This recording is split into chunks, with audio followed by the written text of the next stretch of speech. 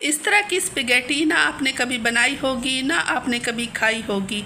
बच्चे हों, जवान हों, बूढ़े हों या हो नाना नानी या दादी दादा, सभी इस डिश के दीवाने हैं। इतनी मज़ेदार चटखारेदार कि आप खाए बिना इसको रह भी नहीं सकते। आपका पेट भर जाएगा मगर अपना हाथ ना रोक पाएंगे, इतनी मज़ेदार सी बनेगी ये स्पेगेटी। घर में हम ताज़ा ताज़ा स्पेगेटी कैसे बना सकते हैं, इसको बनाने का तरीका मैं आप लोगों के साथ शेयर करूंगी। मैं होममेड स्पेगेटी किस तरह बनाऊंगी, तो बिना स्किप किए हुए मेरी वीडियो देखना, जब भी आप बना पाएंगी मुझसे भी कई गुना ज़्यादा अच्छी ये मज़ेदार होममेड स्पेगेटी। और मेरा गला थोड़ा सा ख़राब है तो प्लीज़ मेरी आवाज़ को थोड़ा सा इग्नोर कीजिएगा और बस रेसिपी की तरफ आप लोग की तवज्जो होनी चाहिए कि मैं किस तरह आप लोगों के साथ ये रेसिपी शेयर कर रही हूँ। चाइनीज़ डिश को बना दूंगी मैं पाकिस्तानी खानों की तरह, जिस तरह हम पाकिस्तानी खाना खाते हैं थोड़े से चटपटे और चटखारेदार, तो बिल्कुल वैसे ही बनाऊंगी मैं ये स्पेगेटी। शाम में अगर हल्की फुल्की भूख लगी हो तो बना लें ये मज़ेदार सी स्पेगेटी। और अगर आ जाएं अचानक से मेहमान तो आप ये नूडल्स बना के उनको हैरान कर सकते हैं। वह यकीन करें वो इतने हैरान होंगे कि आपने ये किस तरह होममेड स्पेगेटी बनाई है, वो आपसे एक बार इसकी रेसिपी ज़रूर पूछेंगे। तो चलें बिना टाइम ज़ाया किए हम वीडियो की तरफ चलते हैं सीधा सीधा।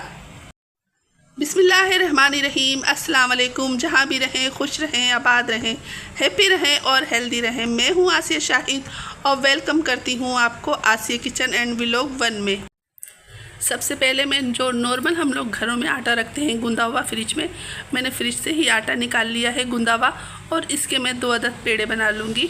देखें 2 अदद में पेड़े बना के रख लूँगी और इसकी ना 2 रोटियाँ बेल लूँगी मैं।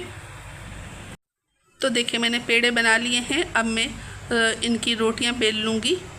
तो ये देखें अब मैं इसकी रोटी बेल लूँगी और ना मैं दोनों ही बेल के आपको दिखाती हूँ। दोनों रोटियों को बेल के मैंने रख दिया है और एक फ्राई पैन के अंदर ना मैंने पानी डाल दिया था। देखिए पानी में बबल आ रहे हैं यानी कि उबलने वाला है, और एक इसके अंदर खाने का चम्मच में कुकिंग ऑयल डाल दूँगी और ये जो रोटी बेली हुई है मैं पानी के अंदर डाल दूँगी। और आज बना रहे हैं हम पानी वाले पराठे। तो ये देखें पानी वाले पराठे ना बहुत मज़ेदार बनते हैं, आपने कभी नहीं खाए होंगे क्योंकि ना घी बहुत महंगा हो गया है, तो आज से बनेंगे ये पानी वाले पराठे। तो देखें ये एक तो मजाक हो गया। अब मैंने रोटी को पलट दिया है और ये देखें इसको अच्छे से मैं पका लूँगी। इसके अंदर तकरीबन 2 से 3 मिनट इसके अंदर मैं इस रोटी को पकाऊँगी, जब भी बन पाएंगे ये पराठे पानी वाले। तो देखिए एक प्लेट ले लिए, उसके ऊपर मैंने ऑयल ग्रीस कर दिया है और रोटी को पकते हुए तकरीबन 2.5 से 3 मिनट हो गए हैं। अब मैं इसको रोटी को ना ऑयल जिस पे ग्रीस किया है उसी प्लेट में निकाल लूँगी। तो देखें आप ये मत समझिएगा ये बिल्कुल अच्छे से पक चुकी है, ये कुक हो चुकी है, ये कच्ची बिल्कुल भी नहीं है, ठीक है ना। और अब जो दूसरी रोटी डाली है वो भी मैं इसी तरह, ये देखिए इसके ऊपर भी थोड़ा सा ऑयल ग्रीस कर दूँगी हल्का सा, और जो दूसरी रोटी बेली है ना वो भी मैं इसी के अंदर इस तरह ही 2.5 से 3 मिनट पका लूँगी। तो देखें रोटियां हमारी पक चुकी हैं, इस पे ऑयल ग्रीस कर दिया था मैंने। और ये देखें अब इसकी कटिंग होगी तो मैं पिज़्ज़ा कटर से ना इसके लंबे लंबे ना पीस काट लूँगी, जिस तरह नूडल्स होते हैं ना इस तरह के पीस काट लूँगी। आप चाहें तो छुरी की मदद से भी काट सकते हैं और इसको ना बिल्कुल बारीक बारीक काटने की कोशिश करूँगी।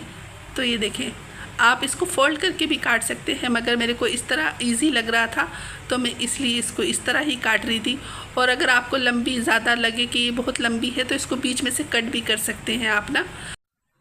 तो मैं इन दोनों रोटियों को ना इसी तरह कट करूँगी जिस तरह मैं आप लोगों के साथ शेयर कर रही हूँ। तो देखें कितने अच्छे कट रहे हैं, और मैं अब दूसरे स्टाइल से भी आपको कट करके बताऊँगी।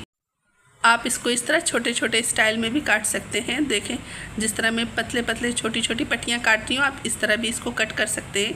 ये देखें मगर मैंने ये देखें माशाल्लाह से सारी दोनों रोटियों को अच्छे से कट कर लिया है। आप देख रहे हैं कितनी अच्छी, और ये आपस में बिल्कुल नहीं चिपक रही क्योंकि हमने इसके ऊपर ऑयल लगाया था।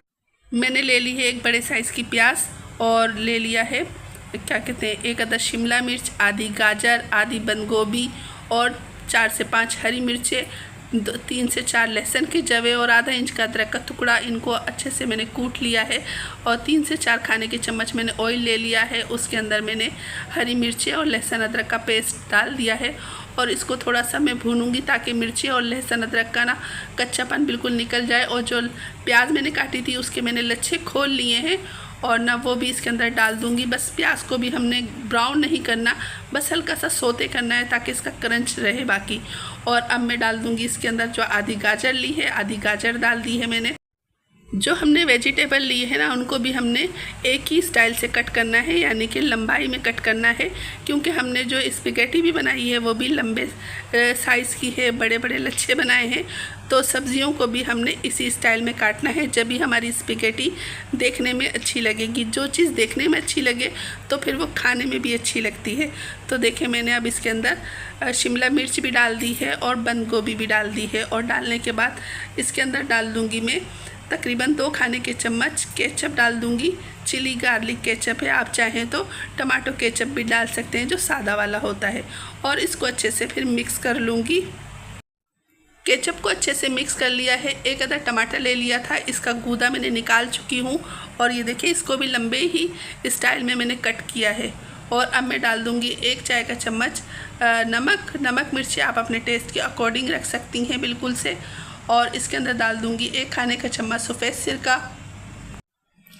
और 1 टेबल स्पून ही मैं डालूंगी इसके अंदर सोया सॉस। 1 टेबल स्पून ही मैं इसके अंदर डालूंगी चिली सॉस। ये देखें, और सारी चीज़ों को मैं अच्छे से मिक्स कर लूँगी। और ज़रा सा मैं इस पर ब्लैक पेपर डाल दूँगी। देखें ज़रा सा भी, 4 टीस्पून भी नहीं है, ठीक है ना, हल्का सा चुटकी भर के मैंने इसके अंदर ब्लैक पेपर डाली हूँ फ्रेश। और आधा चाय का चम्मच इसमें डाल दूँगी मैं कुटी हुई लाल मिर्च। और अब जाएगी ये होममेड स्पेगेटी। और देखें ये कितने अच्छे लग रहे हैं, आप यकीन करें जब इसको उठा रही थी ना इतने सॉफ्ट और ना इसमें एक खिंचाव सा था ना, जिस तरह मैगी नूडल्स वगैरह बाज़ार के होते हैं ना, बिल्कुल वैसे ही लग रही थी ये ना। और इनको मैं अच्छे से मिक्स कर लूँगी। 2 मिनट पकाने के बाद अब मैं इसके अंदर डाल दूँगी हरा धनिया।